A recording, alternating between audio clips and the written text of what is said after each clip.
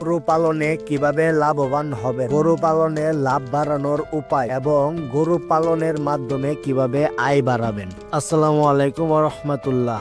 আমি new farm tips থেকে মোহাম্মদ আব্দুল সালাম। আমি আজকে আপনাদের সাথে এই তিনটা বিষয় নিয়ে কথা বলবো। আশা করছি পুরো ভিডিও জুড়ে আপনারা থাকবেন, আর এমন ভিডিও পেতে অবশ্যই চ্যানেলটাকে সাবস্ক্রাইব করে পাশে থাকবেন, আর অবশ্যই ভিডিওতে লাইক কমেন্ট শেয়ার করতে ভুলবেন না। গরু পালন কেন লাভজনক ব্যবসা হতে পারে? গরু পালনে অনেক ধরনের সুযোগ রয়েছে যা আপনাকে ভালো আয় এনে দিতে পারে। আজকের ভিডিওতে আমরা দেখব কিভাবে আপনি গরু পালনে লাভবান হতে পারেন। তো প্রথমে আমরা কথা বলবো গরু পালনে কিভাবে আপনি লাভবান হবেন। ১.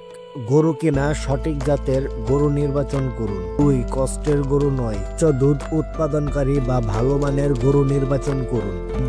এবং চিকিৎসা, সঠিক খাদ্য, পানি এবং নিয়মিত স্বাস্থ্য পরীক্ষা ফলে গরুর সুস্থতা নিশ্চিত করবে। গরুর স্বাস্থ্য ভালো থাকলে উৎপাদনও বেশি হবে, যেমন দুধ বা বাচ্চা ভালোভাবে দিবে। তো এখন আসুন গরু পালনের লাভ বাড়ানোর উপায় কি, যে উপায়গুলো আমি মেনটেন করি, আর এই উপায়গুলো মেনটেন করে কিন্তু আজকে আমি সফল এই পর্যন্ত আসতে পেরেছি আলহামদুলিল্লাহ। যেমন গরু পালনের সবচেয়ে সাধারণ লাভের উৎস হলো দুধ, আর অবশ্যই এই দুধে কিন্তু অনেক পুষ্টির গুণ আছে, যার কারণে কিন্তু সব ধর্মের মানুষই এই দুধ পান করে থাকে। আর গরুর দুধ বিক্রি থেকে নিয়মিত আয় পাওয়া যাবে।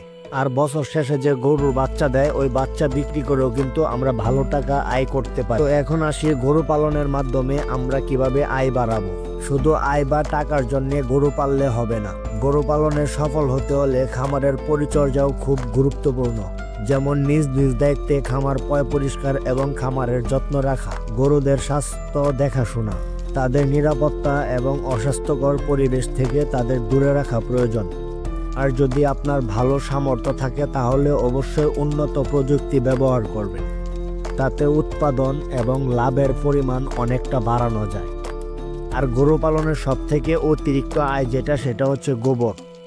এটা আমরা কম বেশি সবাই জানি যে গোবর দিয়ে বায়োগ্যাস উৎপাদন করা যায়। বিশেষ করে আমরা যারা গ্রাম অঞ্চলে থাকি, এই গরুর গোবর দিয়ে কিন্তু অনেকে লাকড়িটাও তৈরি করে থাকি, যেমন লাঠি অথবা কঞ্চের ভিতর আপনারা এইভাবে করে দিতে পারেন। আমাদের ময়মনসিংহের ভিতরে কিন্তু এইভাবে দেওয়া হয় এবং চাপড়া বানানো হয়, গোল গোল করে গাছের ভিতর দেওয়া হয়, যেমনটা দেখতে পারতেছেন। আপনার পরিকল্পনা সঠিকভাবে কার্যকরী করলে গরু পালনে আয় বেশ বৃদ্ধি পাবে।